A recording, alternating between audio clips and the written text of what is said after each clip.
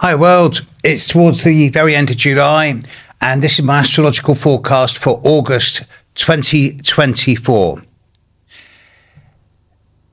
This month is going to be different to the last couple of months. The last couple of months have been bonkers and there's been lots of unpredictable and crazy situations. This theme is going to continue into August in certain ways and at certain times.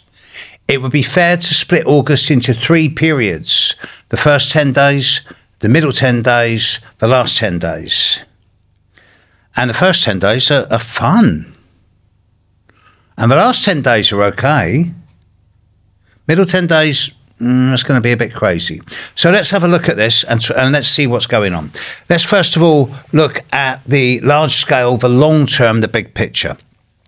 Pluto is now at 0 degrees Aquarius, moving backwards, and Pluto is going to retrograde back into Capricorn at the very start of September.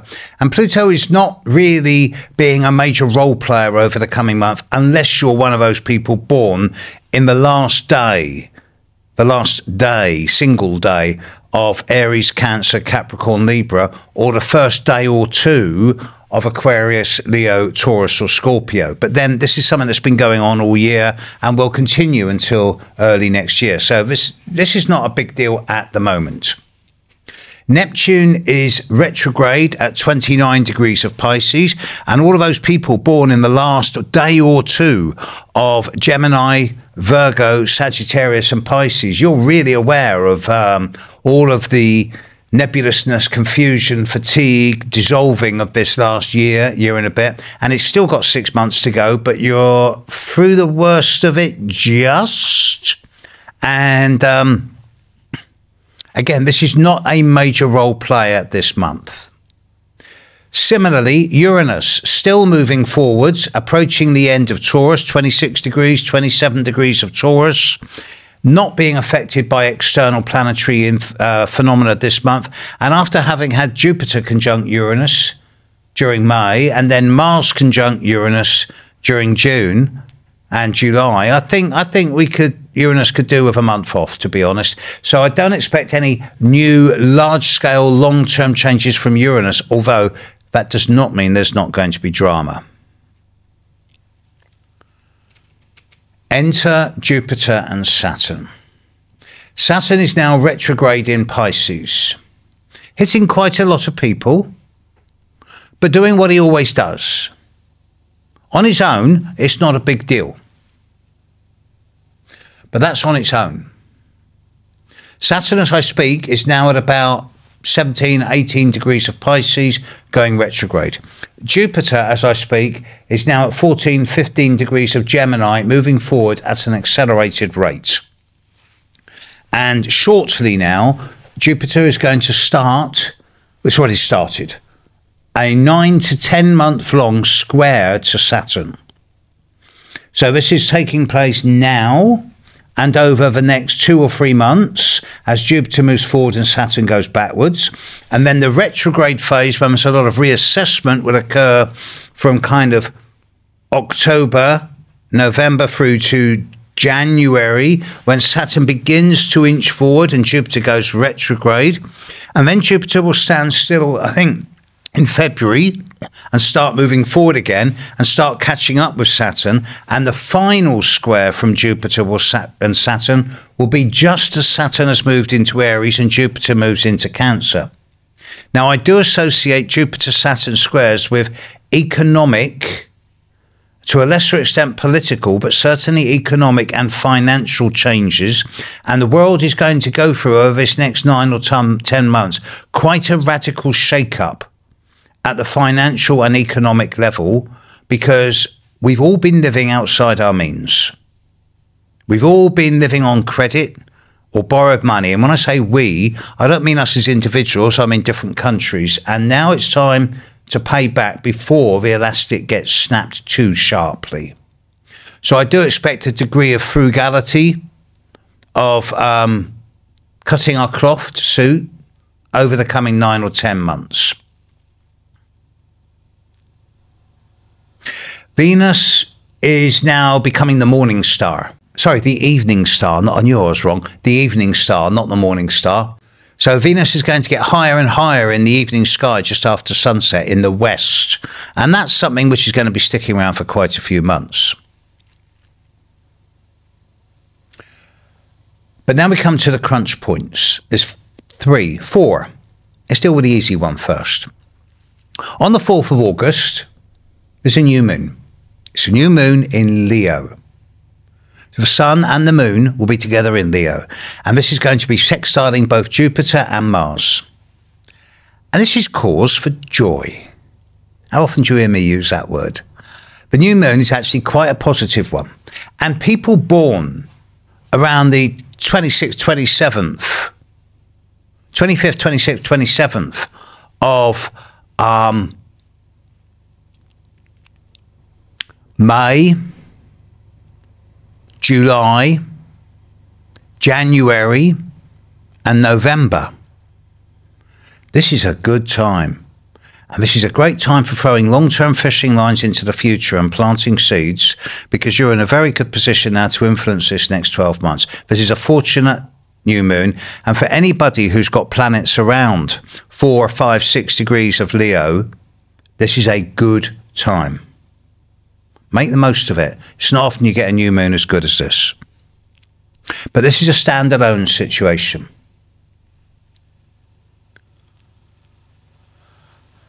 There are 3 other factors. Mercury is just about to move into Virgo. It may have already done so. I think it has. And now Mercury's about to go retrograde. And it's going to go retrograde, I think, on the 5th of August. It's going to go retrograde in early Virgo. And then it's going to move backwards, back into Leo, before standing still somewhere around the 26th, 27th of August, and then moving forward again. So the retrograde shadow of Mercury, which we've been going through for a couple of weeks, isn't going to clear properly until around the end of the middle to the end of the second week of September. Now, this isn't going to be affecting everybody, or if it is going to be affecting everybody, look in your personal charts at the area of the last 10 degrees of Leo and the first 4 degrees of Virgo, see what house it's in, and in the areas ruled by that house, agree with yourself not to make any major changes of course until mid-September. You'll be doing yourself a big favour. With the world, the big thing is that Mercury is squaring Uranus 3 times.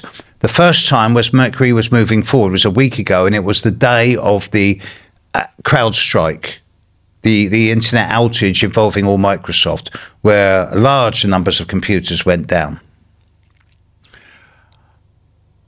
This has happened again very, very recently, in recent hours, as Mercury moves into Virgo and gets ready to stand still. And there will be more technological outages and outrages over the coming 4 to 6 weeks, and it will happen sporadically and unpredictably.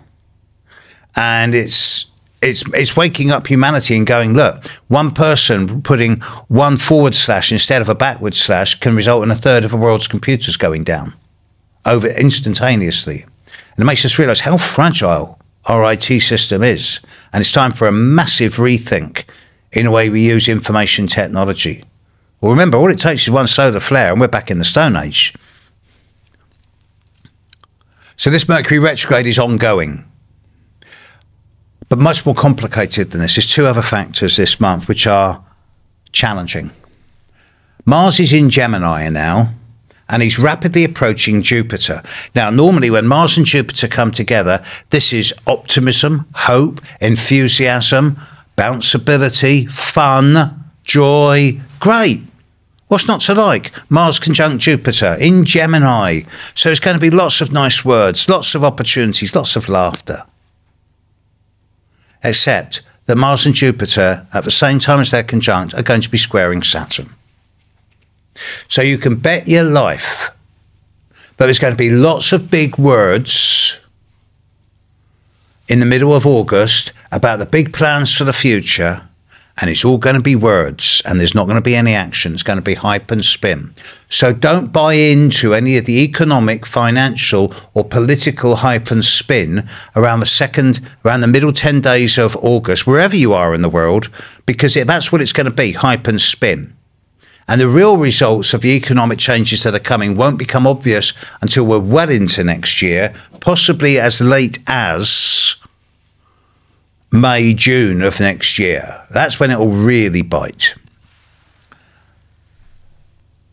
But even that on its own isn't that strong to create the challenges that I'm looking at. Mars conjunct Jupiter square Saturn is a difficult aspect, make no mistake. But just after this, I think it's on the 19th, yeah, it's the 19th of August, is the full moon. And the full moon, the sun will be at 27 degrees of Leo, the moon will be at the 27 degrees of Aquarius, and Uranus will be at 27 degrees of Taurus. So it's a perfect T-square. Now, the fact that this is happening at the same time as the Democratic Convention. Remember a few weeks ago, I did that video on Mars conjunct Jupiter, conjunct Algol, and I said this is happening at the time of the Democratic Convention, of the Republican Convention. And someone whose name shall not be mentioned took a splinter of flying glass to his ear, or maybe a bullet, depending on which story you read. I'm not suggesting the same is going to happen at the Democratic Convention. I am suggesting that there's going to be some type of unexpected, sudden, dramatic change at that convention. I know it's in Chicago, and I know a lot of people were talking about the potential for riots, but I think that's now much lessened by the recent change in democratic politics.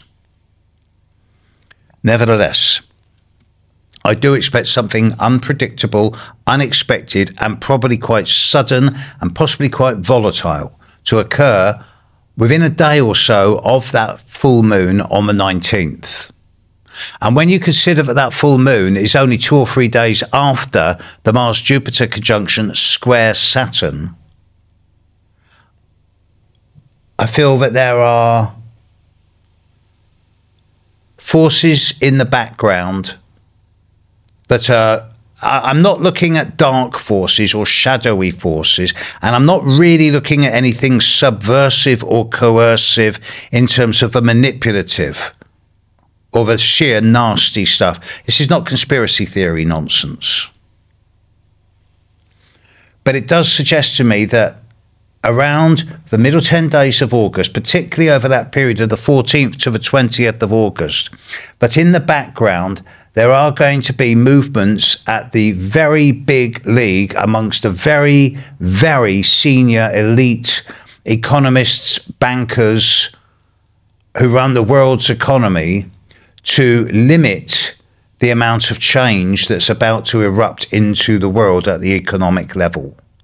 And whether that limiting of the changes is designed to preserve their hold on what little security there is left, or whether it's to limit the drama of the changes that they know are coming, that's open to discussion. But to everyone at the individual level, I say to you this, from an astrological perspective, that period of, say, the 13th to the 20th of August this year, there's going to be lots of big words, and there's going to be a lot of headless chickens, and there's going to be a lot of people flapping about nothing. And give it a week or two, and it's all going to be seen to be hype and spin, and the world will carry on. Don't get caught up in it. Don't buy into the hype and spin, and don't allow things to spiral out of control in your personal life, because if you do, you're just playing into the game. Instead, remain intelligent, separate, detached, and objective, and realize that everything is cyclical, and you're still going to be able to buy food in the shops. Everything will still continue. And I want to end this on a positive note. When I did the astrology for 2024 at the start of this year, I pinpointed May and August as the really critical months. When I look forward into September, October, November, December, yeah, there's a big Mars retrograde coming up. Yeah, Mercury's going to go retrograde again in December.